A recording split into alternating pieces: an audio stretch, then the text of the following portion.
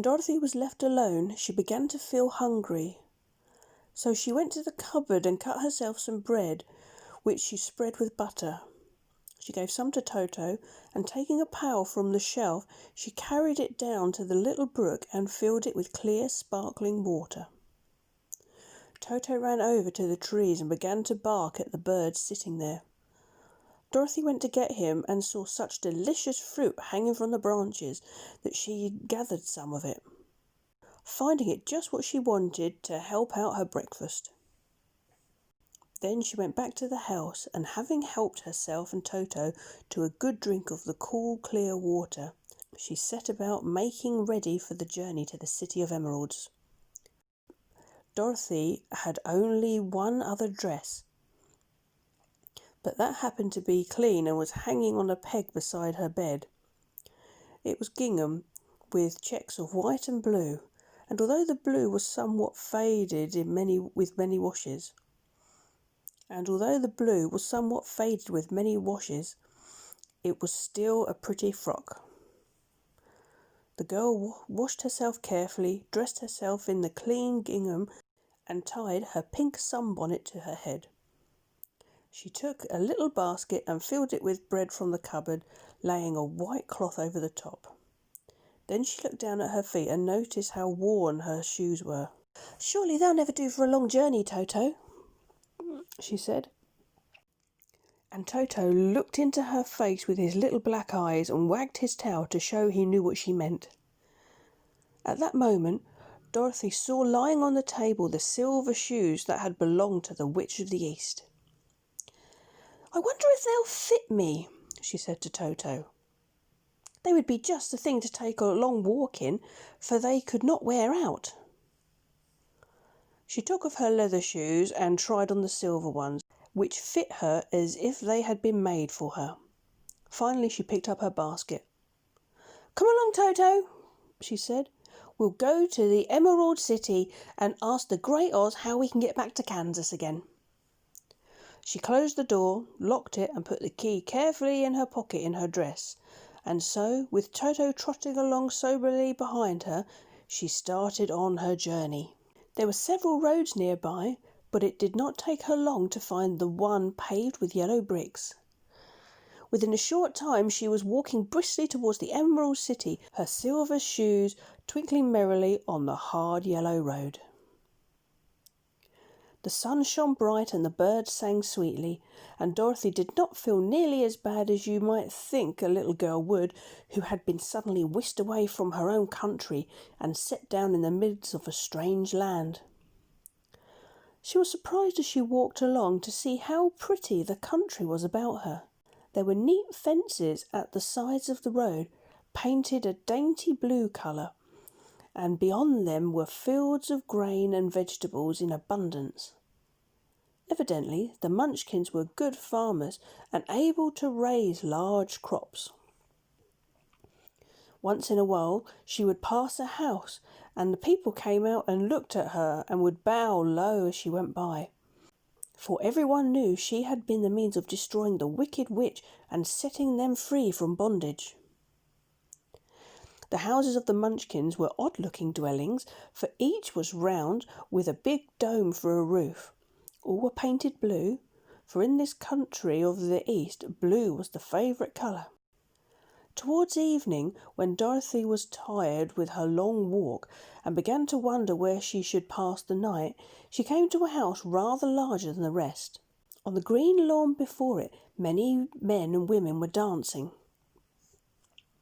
5 fiddlers played as loudly as possible, and the people were laughing and singing, while a big table nearby was loaded with delicious fruits and nuts, pies and cakes, and many other good things to eat. The people greeted Dorothy kindly and invited her to supper and to pass the night with them, for this was the home of one of the richest Munchkins in the land, and his friends were gathered with him to celebrate their freedom from bondage of the wicked witch. Dorothy ate a hearty supper and was waited upon by the rich Munchkin himself, whose name was Bock.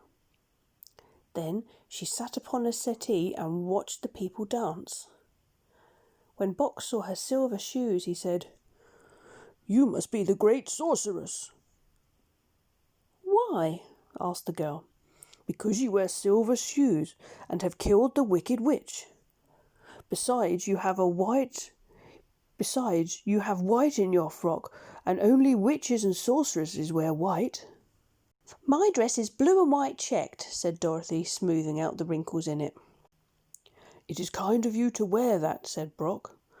"Blue is the colour of the Munchkins, and white is the witch colour, so we know you are a good, friendly witch."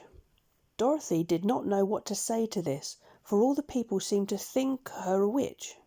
Dorothy did not know what to say to this, for all the people seemed to think her a witch, and she knew very well that she was only an ordinary little girl who had come by chance of a cyclone into a strange land.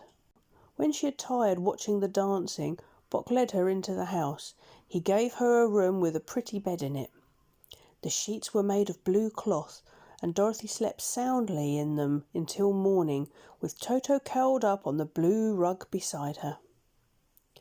She ate a hearty breakfast and watched a wee Munchkin baby who played with Toto and pulled his tail and crowed and laughed in a way that greatly amused Dorothy. Toto was a fine curiosity to all the people, for they had never seen a dog before. "How far is the Emerald City?" the girl asked. "I do not know," answered Bock gravely, "for I have never been there. It is better for people to keep away from Oz unless they have business with him. But it's a long way to the Emerald City, and it will take you many days. The country here is rich and pleasant, but you must pass through rough and dangerous places before you reach the end of your journey." This worried Dorothy a little, but she knew that only the great Oz could help her get back to Kansas again, so she bravely resolved not to turn back. She bade her friends goodbye and again started along the road of yellow brick. When she had gone several miles, she thought she would stop and rest, and so climbed to the top of the fence beside the road and sat down.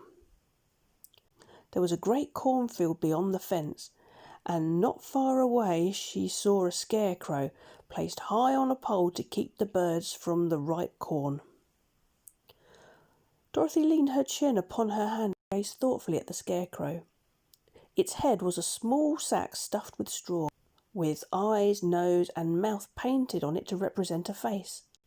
An old pointed blue hat that had belonged to some Munchkin was perched on his head. The rest of the figure was in a blue suit of clothes, worn and faded, which had also been stuffed with straw.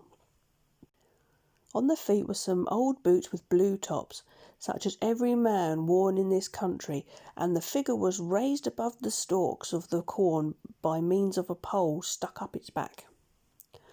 While Dorothy was looking earnestly into the queer painted face of the scarecrow, she was surprised to see one of the eyes slowly wink at her.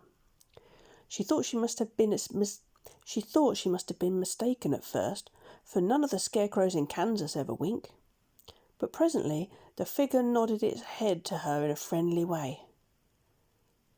Then she climbed down from the fence and walked up to it, while Toto ran around the pole and barked. "Good day," said the scarecrow in a rather husky voice. "Do you speak?" asked the girl in wonder. "Certainly," answered the scarecrow. "How d'ye do?" "Well, I'm pretty well, thank you." "I don't mind my legs and arms and body being stuffed, because I can't get hurt. If anyone treads on my toes or sticks a pin into me, it don't matter, for I can't feel it. But I do not want people to call me a fool, and if my head stays stuffed with straw instead of brains, as yours is, how will I ever know anything?" "I understand how you feel," said the little girl, who was truly sorry for him.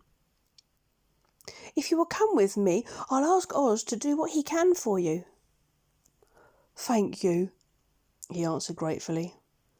They walked back to the road. Dorothy helped him over the fence, and they started along the path of yellow brick to the Emerald City. Toto did not like this addition to the party at first. He smelled around the stuffed man as if he suspected there might be a nest of rats in the straw, and he often growled in an unfriendly way to the Scarecrow. "Oh, don't mind Toto," said Dorothy to her new friend. "He never bites." "Oh, I'm not afraid," replied the Scarecrow. "He can't hurt the straw. Do let me carry your basket for you. I shall not mind it, for I can't get tired. I'll tell you a secret," he continued as he walked along. "There's only one thing in the world that I'm afraid of." "What's that?" asked Dorothy. "The Munchkin farmer who made you?" "No," said the Scarecrow. "A lighted match."